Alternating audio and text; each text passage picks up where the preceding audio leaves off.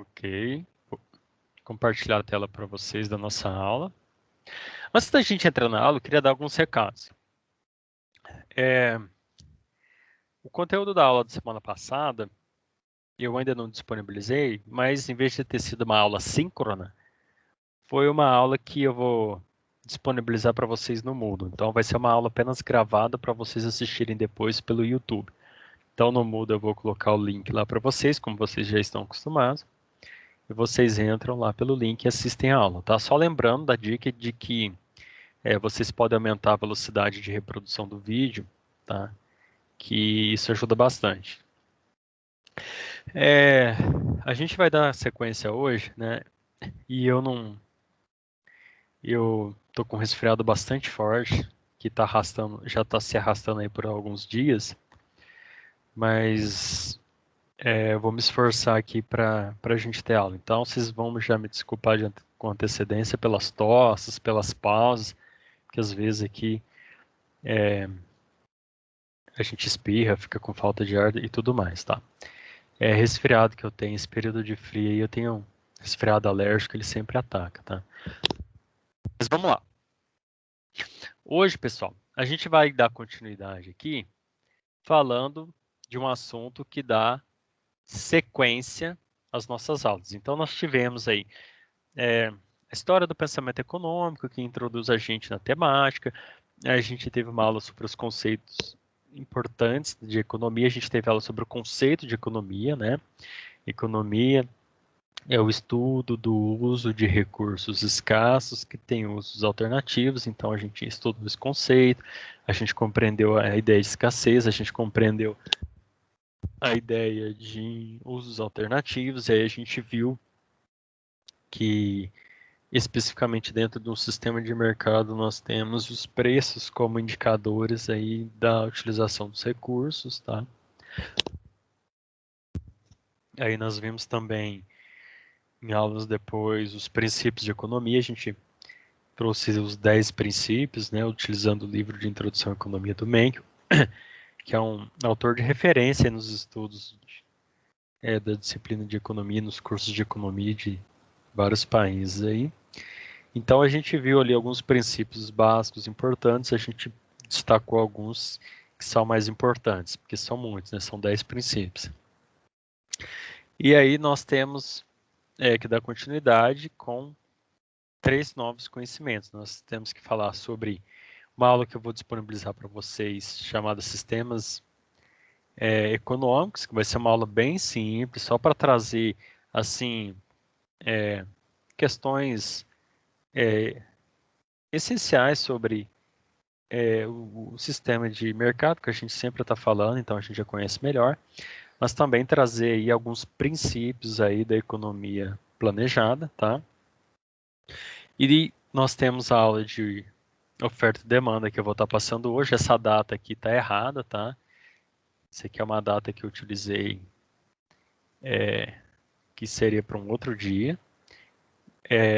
Então hoje nós vamos estudar oferta, né, e demanda, uma aula mais específica, onde embora a gente já esteja sempre falando a respeito disso, tá? Desde a primeira aula, passou pela aula de conceitos, pela aula de princípios em economia. Então hoje a gente vai chegar e vai tratar desse assunto aí e vai fechar aí os pontos aí que restam desse assunto. E depois, semana que vem, a gente vai ter aula sobre elasticidade, tá? Os assuntos estão todos interligados. Então, do que se trata a oferta e a demanda? Para início da nossa conversa aqui, o autor, o Menckel, ele traz um exemplo interessante que a gente pode compreender trazendo também para exemplos mais próximos. Mas ele coloca da seguinte forma: quando se faz muito frio no estado da Flórida, nos Estados Unidos, o preço do suco de laranja aumenta. Ponto. Esse é o início do capítulo. E por que aumenta? Bom, a Flórida, né, nós sabemos que é um estado dos Estados Unidos, ali aquela pontinha embaixo ali, que é um estado mais quente, né, dos Estados Unidos. É um estado quente, é um estado mais tropical, vamos dizer assim. Então, a Flórida, ela tem importantes produção de frutas ali nos Estados Unidos, ela é um importante produtor, e no caso aqui da laranja também. Quando algo, por algum fator climático, altera essa produção, no caso ele cita um frio muito extenso, uma geada forte, há perdas na produção de laranja. Essa perda de produção da fruta laranja vai significar uma redução na produção de sucos de laranja. Uma redução na produção de sucos de laranja significa, né, uma pressão, uma tendência a aumentar os preços. Então, oferta e demanda, que a gente vai estar falando a aula toda em volta dessa ideia. Vira e mexe a gente vai estar falando isso, porque esse conceito precisa ser entendido, tá? Então, o que significa? Então, ele fala o seguinte, olha, faltou o produto, houve uma pressão aí na subida de preço. Então, o preço do suco ficou mais caro. Quem controla isso? Foi até uma pergunta de um aluno do Tecnologia em Processos Gerenciais, superior lá, né? Ninguém controla. É justamente essa a grande diferença entre sistema econômico quando você trata de economia planejada, planificada, socialismo, de economia de livre mercado, oferta e demanda, capitalismo. Não tem ninguém controlando isso, entendeu? As coisas acontecem e elas vão se ajustando de modo automático. Não precisa vir alguém falar assim, faltou laranja, vamos subir o preço do suco. Ninguém fez isso. O preço subiu de uma forma, entre aspas, natural. Por que isso? Porque a oferta e a demanda equalizou, equilibrou esse novo cenário de preço. Como que ele fez isso? Simples. O comprador sempre quer o menor preço. O vendedor sempre quer vender pelo maior preço. Então você pega duas pessoas que estão realizando uma transação comercial e elas estão buscando um acordo entre elas. Então, para quem quer comprar, que é de graça. Para quem quer vender, que é o maior preço possível. E eles vão cedendo nesse processo de negociação, cada um vai se ajustando até eles chegarem num preço que fique bom para ambos. Tanto para o comprador, que está disposto a dar o dinheiro em troca do produto, ou seja, para o comprador, é melhor ter o produto do que o dinheiro. E o lado oposto ocorre. Para o vendedor, ele prefere ter o dinheiro do que o produto. Então, para o vendedor, é melhor ter o dinheiro do que o produto. Então, de alguma forma, eles se acertam. E se eles não se acertarem? Se não acertarem, não tem comércio. Pronto. Ninguém não tem um revólver na sua cabeça te obrigando a comercializar. Né? Então, hoje, no dia a dia nós vamos na quitanda, nós compramos coisas pela internet, nós fazemos várias coisas, é tudo por livre e espontânea vontade. Não tem obrigação de você comprar. Se você achou que está caro, você não compra. Né?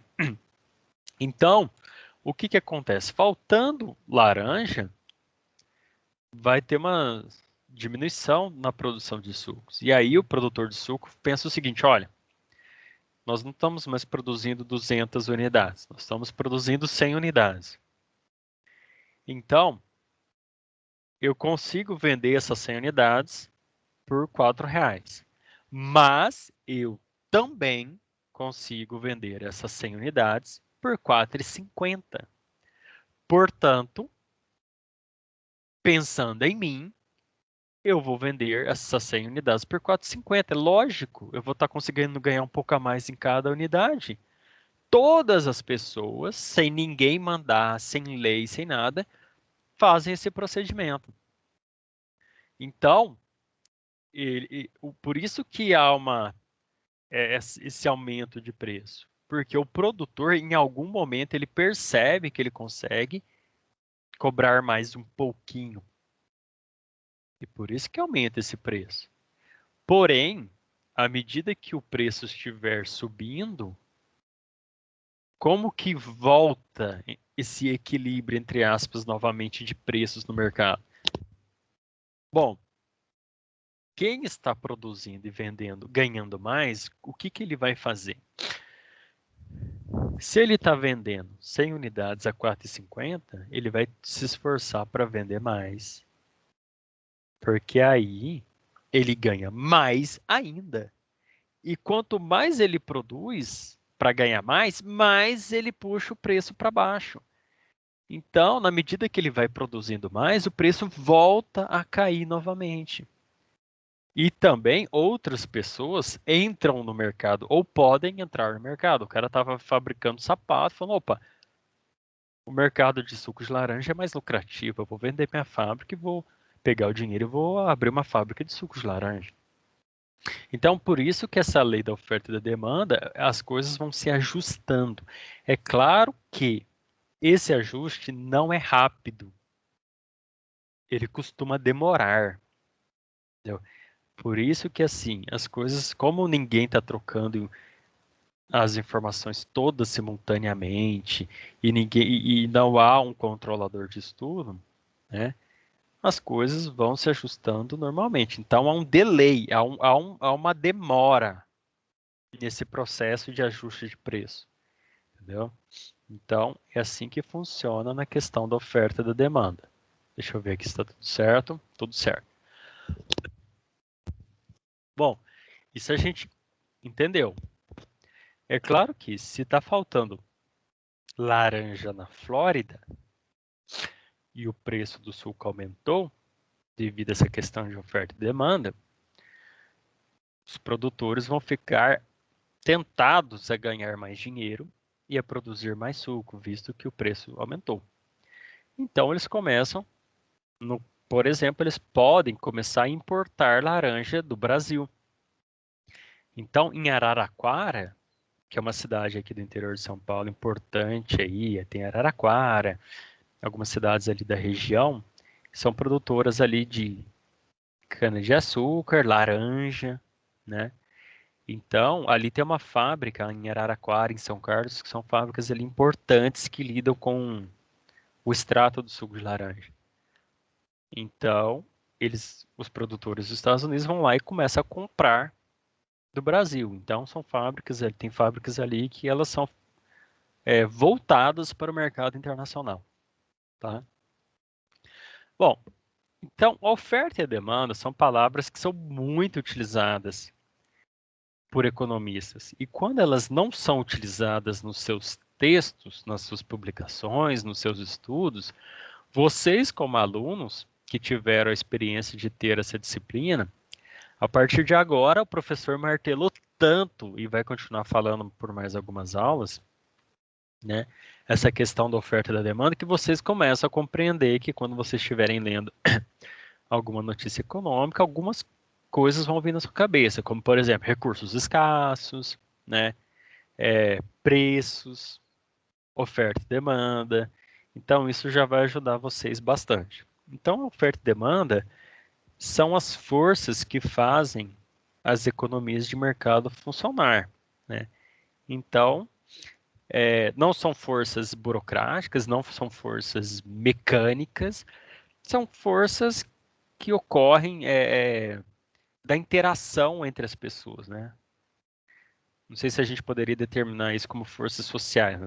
As pessoas precisam sobreviver, elas se interagem entre si, então essa interação proporciona, dentro de um sistema de mercado, né, esse funcionamento. Você está trocando mercadorias, você está trocando serviços, você está trocando dinheiro, né? Então as coisas estão acontecendo. Então, é importante lembrar que a oferta e a demanda, elas têm um impacto significativo no preço de bens e produtos, tá? Vamos lá. Antes da gente prosseguir, deixa eu dar uma olhada se está tudo certo aqui com vocês. Alt Tab, beleza. Prosseguindo. O autor Mencken, antes dele falar especificamente aí que a gente vai entrar na demanda, ele ressalta a gente lembrar de algumas coisas importantes. Ele traz uma pincelada melhor para a gente designar mercado. Por que que a gente tem que entender um pouco mais? A gente também já chegou a falar sobre essa questão, né? Mas ele traz o seguinte: o mercado, né, ele é um grupo de compradores e vendedores de determinado produto. Toda vez que eu falo produto, barra serviço, tá? Isso é o mercado.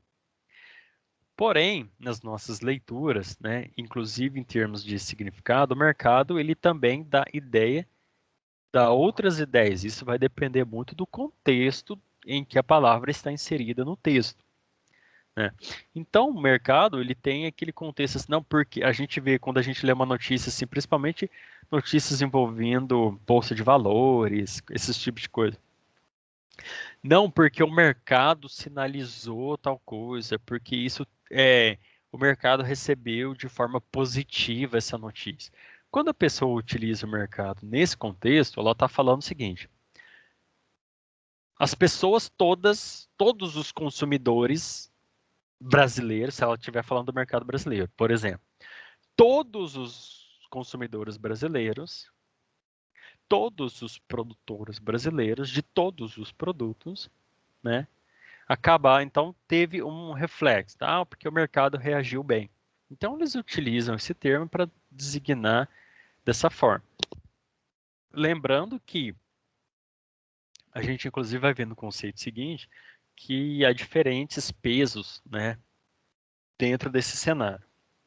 Mas o mercado, no termo comum que eu trouxe agora para a gente, ele designa compradores e vendedores de produtos de um determinado produto, ou seja, mercado de lã, mercado de automóveis, mercado de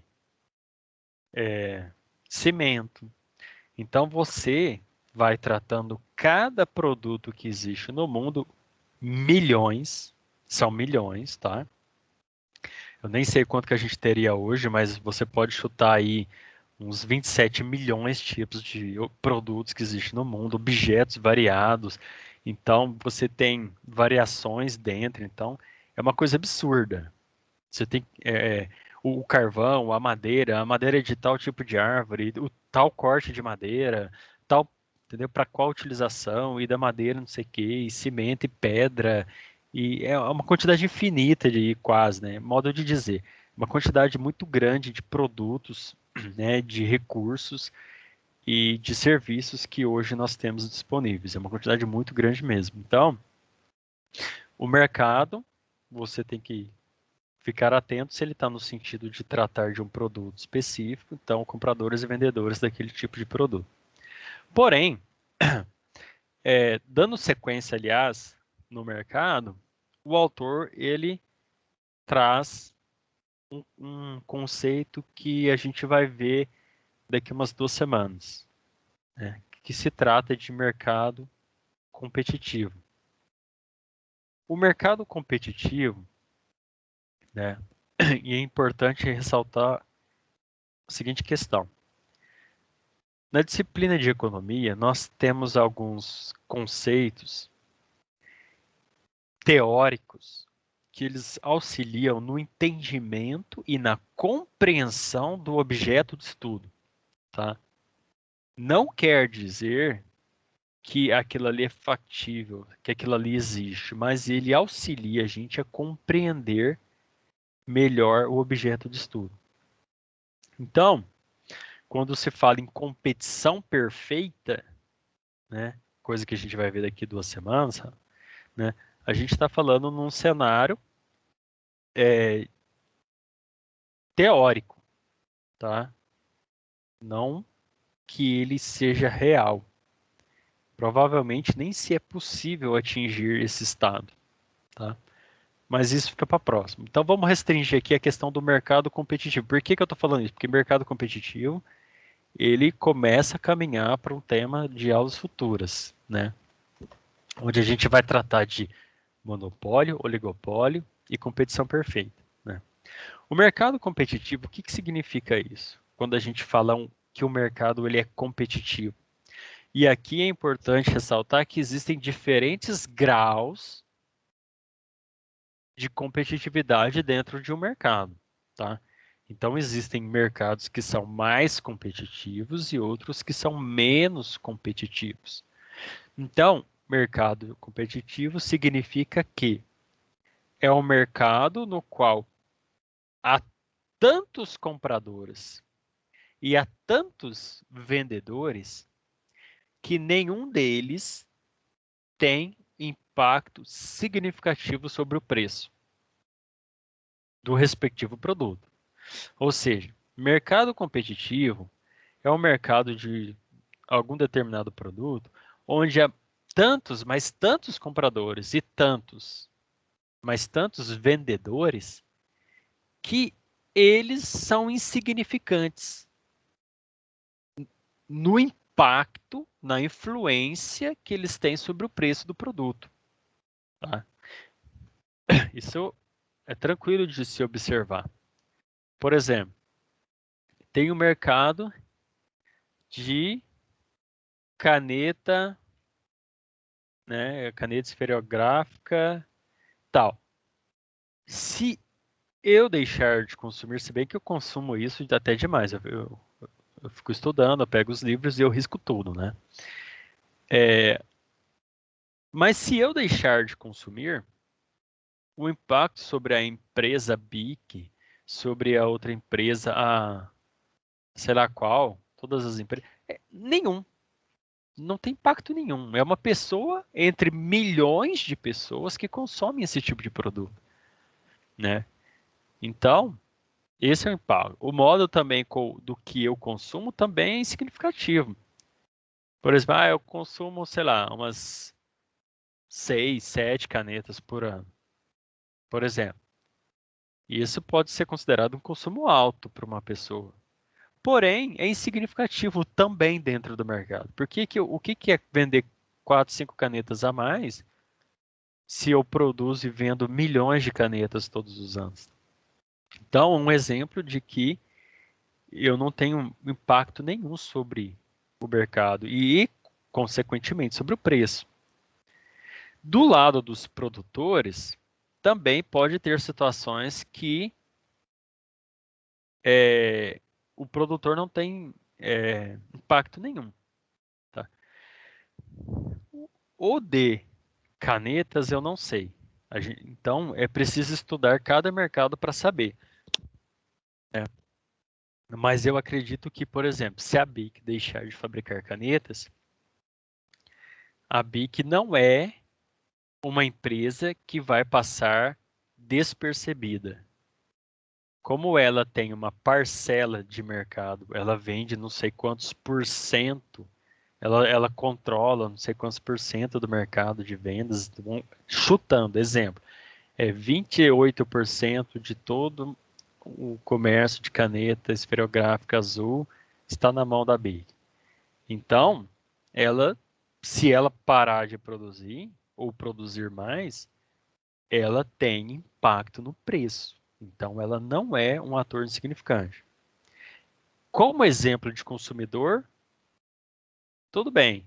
Mas como exemplo de produtor, provavelmente não vai se encaixar. Então, a gente tem que pensar em um outro produto, né, cujo produtor tem um impacto insignificante.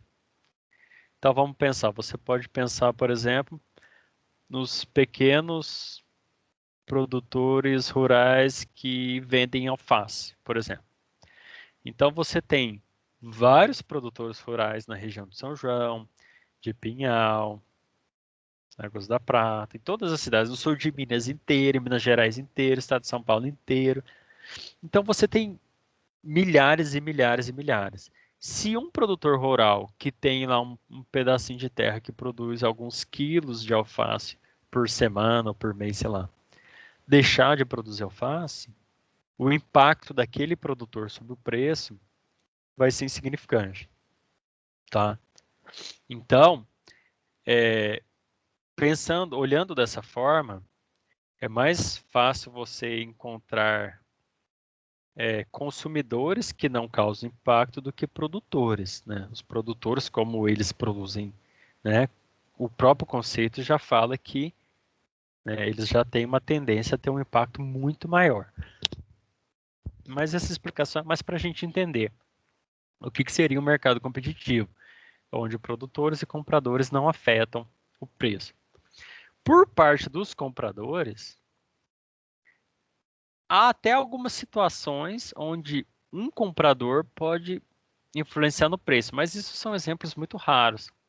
Você imagine que é um determinado tipo de produto, por exemplo, máquinas que fazem de alta tecnologia médica, que utilizadas para tratamento específico de doença, e que são importadas no Brasil por 3 empresas apenas. Ou seja, a máquina é produzida na Alemanha e só tem 3 empresas no Brasil inteira, que são clientes, que compram essa máquina. Se uma delas deixar de comprar ou comprar muito, poderá afetar sim o preço como consumidor.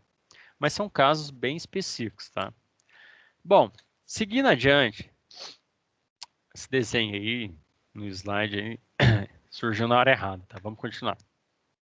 E aí a gente vai falar sobre a demanda em si. Bom, oferta e demanda, a oferta trata-se do produtor, de quem está fabricando o produto. A demanda do comprador, de quem está consumindo o produto. Então, eu optei por tratar aqui da demanda, tá? As mesmas leis que se aplicam à demanda também se aplicam à oferta, tá? Então, para não ficar uma coisa muito extensa, eu vou falar só da demanda e vou falar rapidamente da oferta, tá? Por exemplo, o que é uma quantidade demandada? Então, a gente fala de quantidade demandada. Quantidade demandada de qualquer bem é a quantidade desse bem que os compradores desejam e podem comprar. Então, o que é uma quantidade demandada? É toda a quantidade de determinado produto que as pessoas podem comprar e desejam comprar. Então, são todos os consumidores de determinado produto. Então, eles, juntando todos eles, nós temos uma quantidade demandada, tá? Então, você tem que prestar atenção aqui que não só deseja, como podem comprar. Por quê? Porque o fato de querer comprar alguma coisa não inclui isso na quantidade demandada.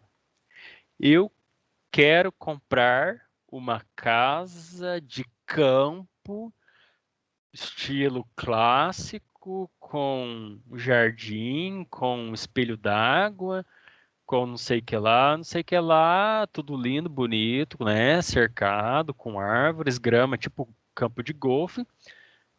Posso querer comprar isso, mas eu não tenho condições de comprar. Portanto, é só um desejo, não é uma quantidade demandada. Agora, se tiver um empresário em São João que é dono de várias empresas, como de fato tem, e ele deseja comprar uma casa de campo, né, uma chácara aí muito chique, aí uma fazenda, se ele quiser comprar e ele tendo condição de comprar, aí vira uma quantidade demandada.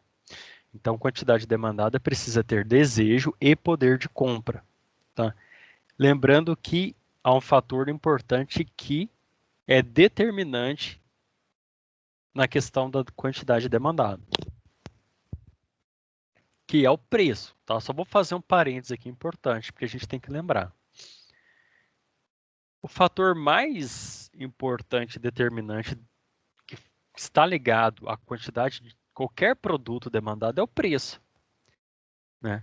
Por que as pessoas não compram tantas casas de campo? Porque o preço é inacessível para 98%, 97% da população, por exemplo, né? Então, o preço ele é um determinante.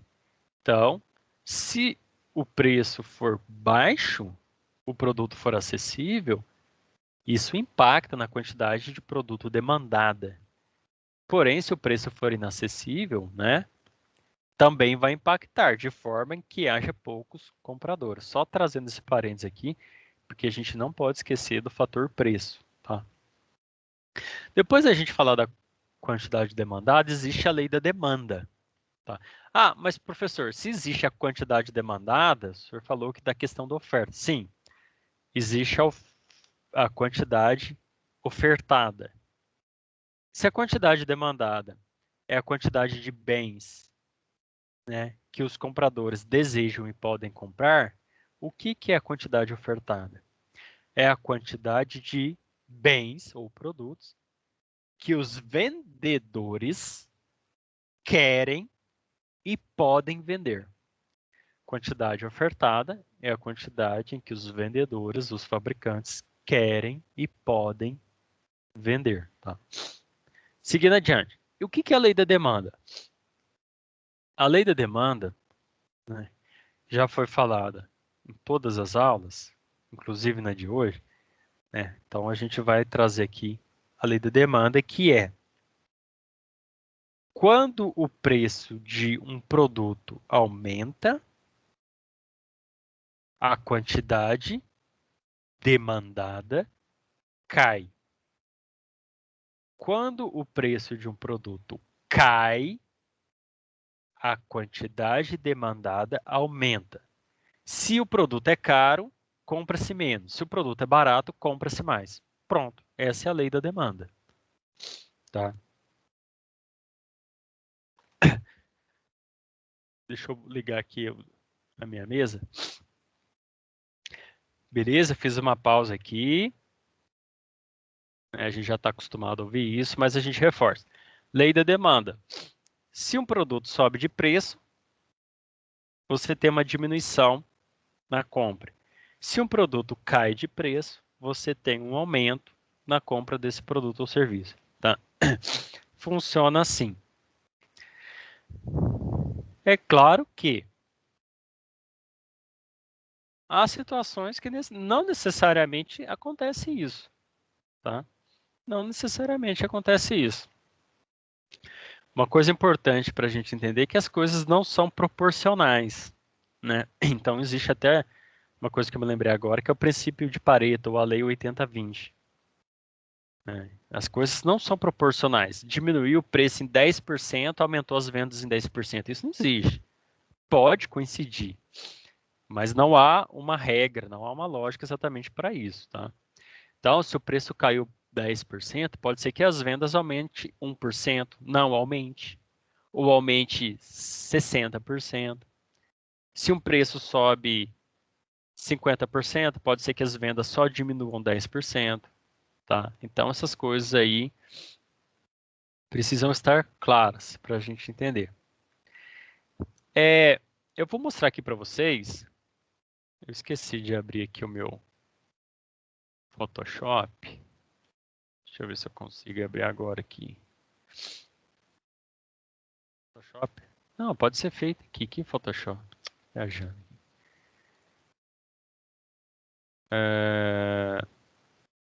Acho que pode ser feito aqui mesmo. Ó.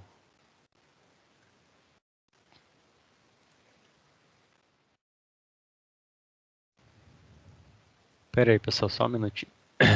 Enquanto está abrindo aqui o programa. Uma coisa até interessante é a respeito dessa ideia da lei da demanda, né? É que não é só porque o fato que um produto cai de preço que você também consome mais, tá? Por exemplo, produto sal. Eu me lembro disso porque foi um exemplo, inclusive, utilizado pelo meu professor de economia. O que acontece? O sal, a última vez que eu vi, ele custava R$ 2,50 o quilo, né? O sal é um produto, inclusive, isso é um assunto até da próxima aula. O sal é aquele tipo de produto assim, não é só porque caiu o preço que eu vou comprar mais.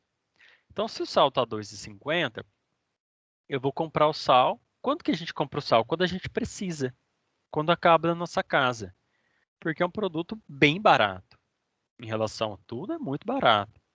Então, a gente não se preocupa em comprar sal. A gente nem se atenta ao preço do sal, boas partes das vezes. Aí você foi no mercado, você sabe que o preço do sal é 2,50 e você viu o preço do sal em 50. Tá mais barato. Pode ser que você fale, olha, tá mais barato, então eu vou levar um sal aqui. Não estou precisando, mas eu vou levar. Você percebeu que está mais barato e que vale a pena levar, tá bom? Mas você leva porque o sal tem uma validade muito grande, então não tem problema, não vai estragar. Mas é difícil você ir no mercado e se deparar com o preço do sal em 50 e você vai falar, nossa, tá mais barato, vou levar 10 quilos de sal. Isso não acontece. Isso não acontece. Isso acontece se você tiver um restaurante. Então, para o consumidor comum, é um tipo de situação em que mesmo que o preço caia, isso não quer dizer que há um aumento de vendas, entendeu? Só dando um exemplo para vocês que embora a lei da demanda diga que se cai o preço consome-se mais, né? Então a gente precisa ver que há produtos e produtos, serviços, bens. Então os mercados são muito distintos entre eles, né? Alguns similares, mas devido à quantidade muito grande de produtos e serviços, nós temos mercados muito diferentes. E também, só para terminar esse assunto, né, do sal, antes de eu fazer um desenho aqui para vocês, não é só porque o sal está mais barato que você consome mais, não só em comprar, mas em consumir mesmo. Então você usa lá uma colher lá de chá rasa, por exemplo, uma pitada de sal, não uma colher não, mas uma pitada de sal que você usa no seu almoço, no seu arroz, para você fazer o arroz com alho e tal, para você almoçar. Não é só porque o sal está mais barato que você vai pôr 2, 3 pitadas. Que você vai pegar e uma colher vai começar a comer sal, entendeu? Então, a queda do preço não significa necessariamente o aumento do consumo. Por isso que é exemplos e exemplos, tá? Deixa eu abrir aqui uma página em branco para fazer um desenho para vocês aqui. Vou precisar parar de exibir aqui, porque a gente vai falar agora da escala de demanda. A escala de demanda, ela vai mostrar a relação entre o preço e a quantidade de um bem demandada. Então, agora eu vou transmitir para vocês outra tela, que é a tela de desenho aqui. Deixa eu ver se foi. Parece que não.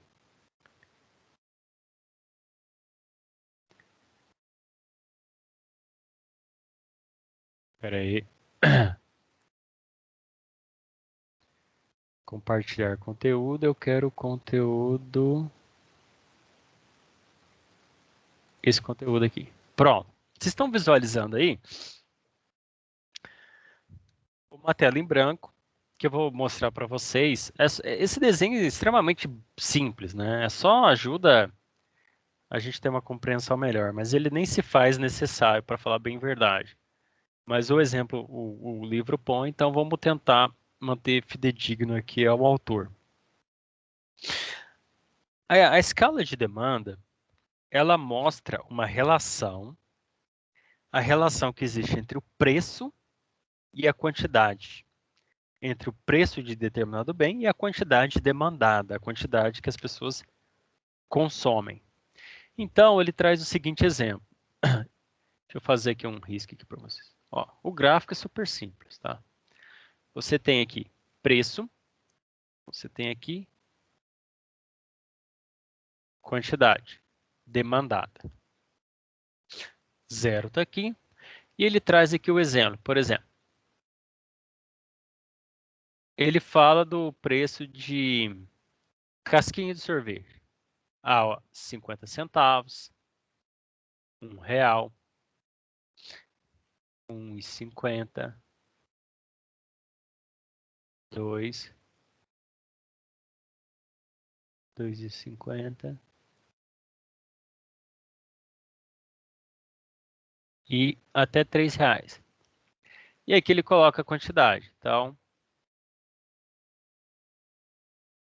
1, 2, 3, 4. Tô tendo um atraso aqui no desenho. 6, 7, 8, 10, vai até 12. Eu vou dar exatamente o mesmo exemplo do livro. Olha só. Deixa eu criar um layer novo aqui. Beleza. Pessoal, então essa escala de demanda, ela demonstra, através de um desenho de um gráfico, o conceito, né? Por exemplo, da lei de demanda. Olha só. Há um preço de zero, aqui é o preço zero. O zero é tanto para a quantidade para o lado de cá, quanto para o lado de lá, né? Quanto para cima. Há um preço zero, a quantidade de casquinhas consumidas é de 12.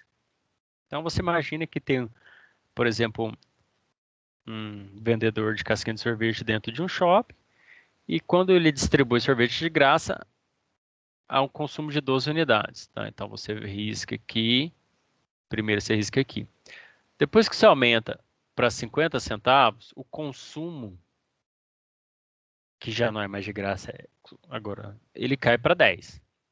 Se você aumenta o preço do sorvete para R$1, o consumo é 8. Se você aumenta para 6, desculpa, para 1,50, o consumo é de 6. Se você aumenta o preço do sorvete, ou seja, à medida que você vai aumentando o valor de um produto, você vai tendo uma queda na quantidade de. Opa, apertei o botão da caneta aqui. Na quantidade consumida. Então, repare bem, à medida que o preço vai subindo, a quantidade consumida cai. É a lei da demanda exemplificada através do gráfico, né? Que é isso. Então, a escala de demanda. É só você olhar aqui, ó. E a 1,50? Vende-se 6 unidades. E a 2? Vende-se 4. E o contrário ocorre, né? Porque a lei ela também fala que à medida que você vai deixando cada vez mais barato o produto, você vai aumentando a quantidade vendida, o consumo. Então você tem aqui, ó, esse seguinte gráfico. E o que que é esse risco laranja? Só para vocês saberem, esse risco laranja chama curva de demanda. Pessoal, próxima aula da semana que vem a gente vai trabalhar com esses gráficos aqui. Trabalhar como? Eu só vou desenhar para vocês e irem compreendendo o conceito, né, para vocês irem entendendo o funcionamento da coisa. Então, olha só. Aqui nesse exemplo que ele traz, é só para você compreender, né, essa ideia bastante básica. Então, exatamente essa aí, ó. Bom, aumentou-se o preço, diminuiu-se a quantidade. Né? Diminuiu-se o preço, aumentou-se a quantidade. Como exemplo, essa curva de demanda, ela está retinha.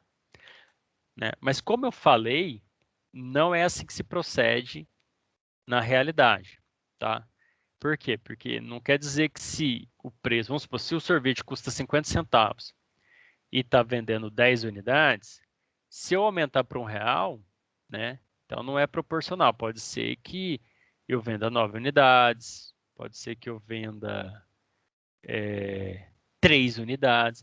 Na realidade, as curvas não são assim, né? Elas podem se comportar de diferentes formas. Opa, de diferentes formas. Opa, fugiu aqui do pincel. Então a gente vai estar vendo aí na aula de semana que vem. Por hoje é só para vocês compreenderem. Deixa eu apagar essa bagunça aqui, tá? A nossa escala de demanda. Agora a gente volta para os slides que a gente já está indo para o final da aula, tá, pessoal? A gente já está caminhando para o final aí. Até que eu acho que está tranquilo, porque são questões fáceis de se compreender, tá? Mas se alguém tiver alguma dúvida, fique à vontade. Dando sequência, esse desenho aqui para me lembrar que tem que desenhar aqui. Dando sequência, a gente vai para os dois pontos finais aí da nossa aula.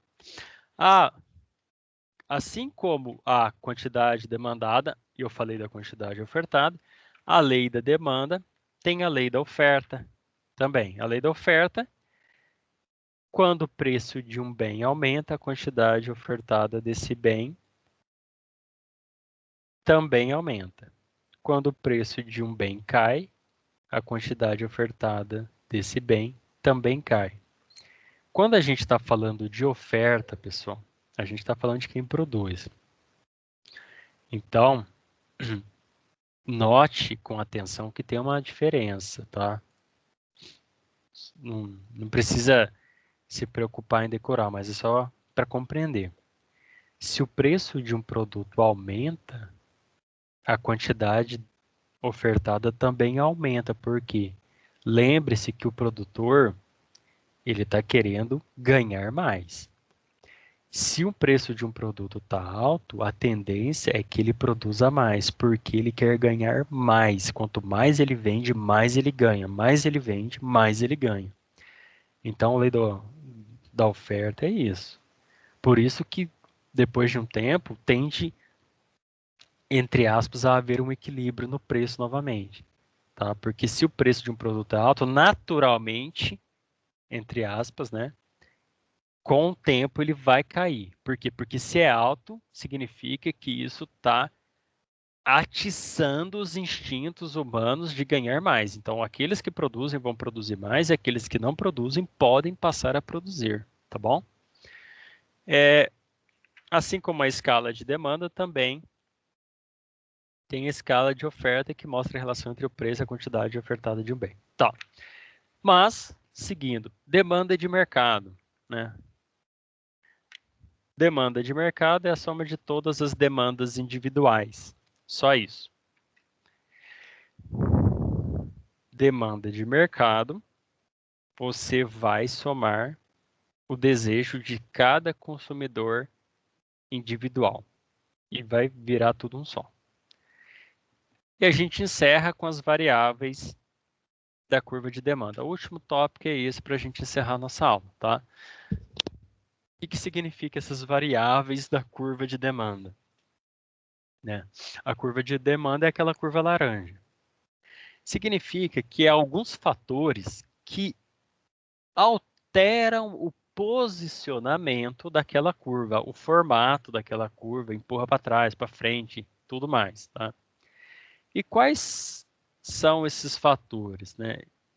Eu destaquei 4, tá? O mais importante aqui talvez seja a renda. O primeiro fator, a primeira variável da curva de demanda é a renda. Lembrando que se você altera a renda, você altera o consumo. Você altera a demanda. Você altera muitas coisas, né? Porque é só você imaginar, bom, vocês têm uma renda. Se você não tem renda e passa a ter uma renda, isso já vai mudar o seu consumo. Se você tem uma renda e tem um aumento, vamos supor, de 20% no seu salário, né, isso vai impactar no seu consumo. E claro que isso vai de indivíduo para indivíduo.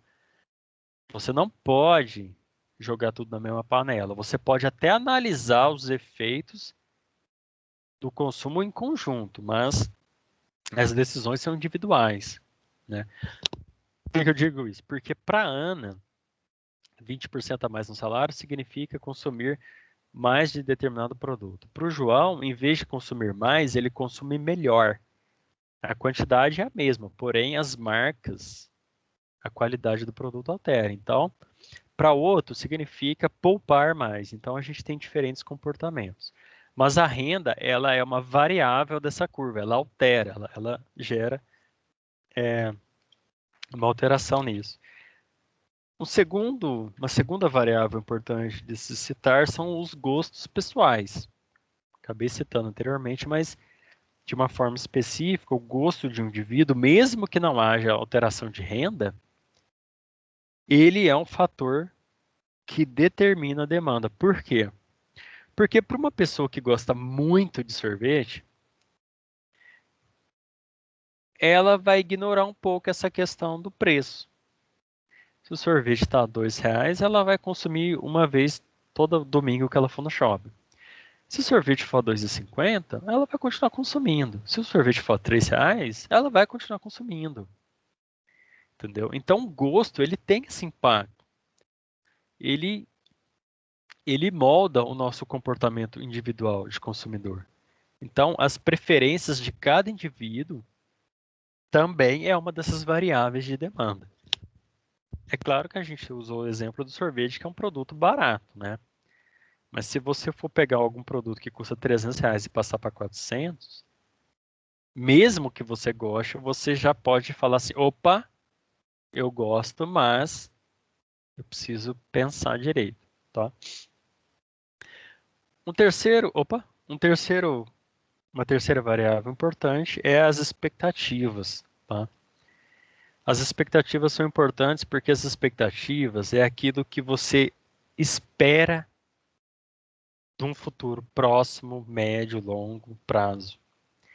Então, as próprias expectativas, elas têm esse poder de influenciar os indivíduos. Por exemplo, eu tenho expectativa que daqui 5 anos eu vou estar aposentado, então eu resolvo procurar uma chácara para me morar aos arredores da São João da Boa Vista. Então, terminou ali, né? O limite da cidade, eu vou procurar alguma chácara por aqui. Então, você está colocando uma expectativa de que você vai viver mais alguns anos e que você vai querer um sossego e no seu bairro você já viveu muitos anos, você quer um descanso, um lugar mais tranquilo, um lugar para você ter um cachorro mais livre. Então, isso é um exemplo de uma expectativa, né? Ah, eu tenho expectativa de que a criptomoeda vai valorizar. Então, você vai lá e consome na expectativa de que no futuro ela vai estar valendo mais. Você teve um ganho. Então, há muitas questões de expectativas que envolvem isso que são importantes, tá? E o último variável que eu destaquei é preços de bens relacionados, tá? Isso tem a ver com produtos substitutos. O que isso significa, pessoal?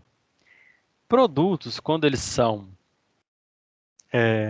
relacionados, eles são muito similares em termos de funcionalidade, você pode ter uma alteração na demanda. Sim. Exemplo. Todo dia no almoço, eu gosto de consumir uma bebida, né? Para mim, tanto faz se é suco de laranja, ou suco de qualquer forma, ou se é refrigerante. Eu não faço distinção. A lata de refrigerante custa R$ 4. O suco custa R$ 4. Tudo bem. Então, para mim não tem diferença. De qualquer forma, eu vou consumir. Eles são bebidas, tanto o suco quanto o refrigerante. Eles estão com preços ali iguais no nosso exemplo. Então, eu vou consumir um ou outro, desculpa. Para mim, tanto faz. Porém, se houver uma alteração no preço, você vai ter uma variável nessa curva de demanda. Se a latinha de refrigerante for para R$ 5 e o suco permanecer a R$ 4, isso vai gerar uma alteração no consumo. Porque antes, tanto faz para você um ou outro, eram preços iguais. Agora, os preços alteraram. Então, você começa a dar preferência para o suco de laranja que se manteve a R$ 4 e deixe de consumir o refrigerante, tá? Então, é importante entender isso. Havendo algumas alterações de preço, né? Aí, se o refrigerante voltar para R$ 4, volta. Entendeu? Então, a gente tem que ficar atento a essas variáveis que existem na demanda, tá bom? Pessoal, a nossa aula de hoje encerra-se aqui.